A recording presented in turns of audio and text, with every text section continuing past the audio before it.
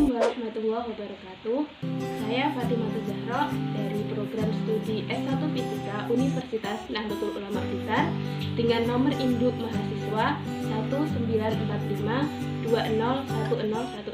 Di sini saya akan mendemonstrasikan beberapa alat ukur yang tidak biasanya digunakan dalam bidang fisika. Silakan disimak ya teman-teman. Selanjutnya di sini saya ada sebuah penggaris. Nah, cara mengukur menggunakan penggaris ini cukup simpel teman-teman. Tinggal nanti kita letakkan benda yang mau kita ukur ke penggaris dan kita sesuaikan dengan angka yang sudah ada di penggarisnya. Nah, di sini saya ingin mengukur lebar dari baterai HP ini.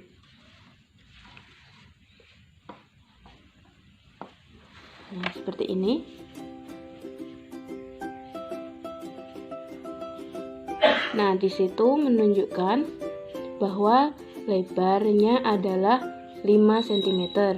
Nah, perlu diketahui nilai skala terkecil dari penggaris ini adalah 1 mm. Jadi nanti untuk rentang kesalahan atau rentang error dari penggaris ini adalah 0,5 mm. Jadi nanti bisa dituliskan nilainya adalah 5 cm plus minus 0,5 cm seperti itu. Sekian. Selanjutnya kita akan mengukur menggunakan jangka sorong. Nah, kita persiapkan dulu barang yang akan kita ukur. Nah, langkah yang pertama yaitu masukkan benda yang kita ukur ke rahang jangka sorongnya. Kemudian geser rahang jangka sorong sesuai dengan ukuran benda. Geser-geser ya teman-teman hingga pas, hingga sesuai dengan ukuran bendanya. Lalu rapatkan screw lock dengan cara diputar-putar hingga posisi rahang sudah menyentuh benda dan pas, lalu kita kunci dengan screw lock ini. Tujuannya agar hasil ukuran yang dilakukan ini tidak berubah jika ada getaran, tersenggol, dan dapat kita catat dengan nilai yang sesuai. Lalu setelah itu membaca nilai jangka sorong. Nah, kita lihat skala utamanya dan skala noniusnya. Nah, di situ terlihat angkanya 27. Lalu skala noniusnya adalah 2, maka nilainya menjadi 27,2 mm. Begitu ya. Nah, di sini saya memiliki sebuah avometer digital. Nah, di sini saya menggunakan merek Visero tipe A830L. Nah, bisa dilihat di sini ya teman-teman. Ada beberapa komponen yang harus kita perhatikan. Yang pertama, nah ini ada simbol V strip ya, seperti ini. Ini digunakan untuk mengukur tegangan DC. Nah, sedangkan untuk yang V terus diikuti dengan tanda garis bergelombang, ini untuk menghitung tegangan AC. Nah, ini layar untuk menampilkan hasil perhitungan dari tegangan yang kita hitung.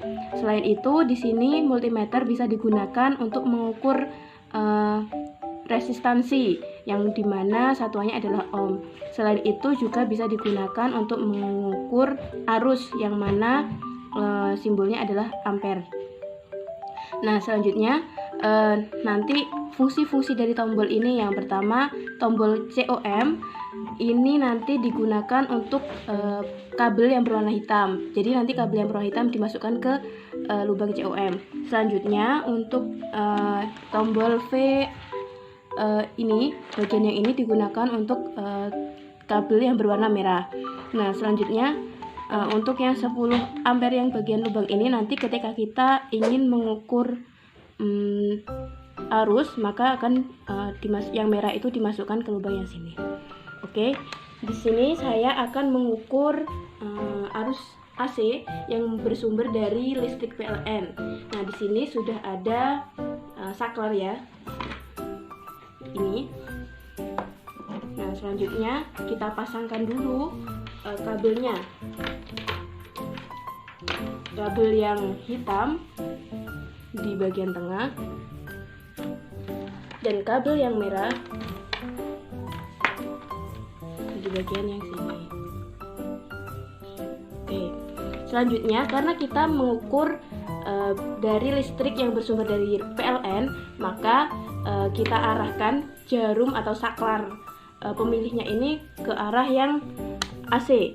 Nah, ini ada 200 dan ada 600. Nah, berhubung biasanya itu kalau sumber tegangannya dari PLN itu 220, maka kita arahkan jarumnya ke yang 600. Jadi ketika kita menghitung itu harus dari nilai yang atasnya gitu ya. Nah, sekarang selanjutnya kita kalibrasi dulu dengan cara menyatukan ujung-ujung kabelnya seperti ini. Nah, di situ sudah 0. Selanjutnya kita masukkan jarum-jarumnya ini, jarum-jarum di ujung kabelnya ke lubang saklar.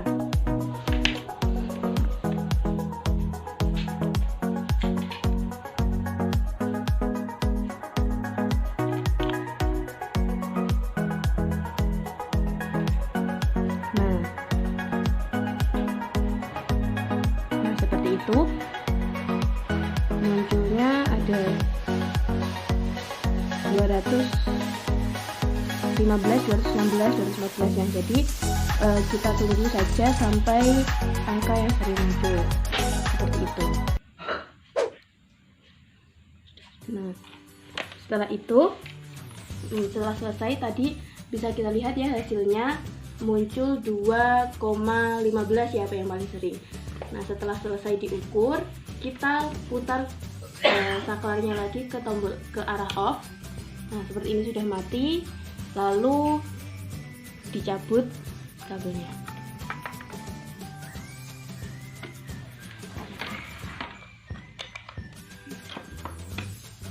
Demikian tadi penjelasan tentang penggunaan multimeter digital.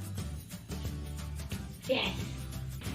Demikian tadi video demonstrasi alat-alat ukur yang biasanya digunakan dalam bidang fisika. Semoga bermanfaat bagi kalian semuanya.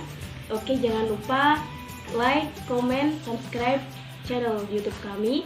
Wallahul muwaffiq ila aqwamit thoriq. Wassalamualaikum warahmatullahi wabarakatuh.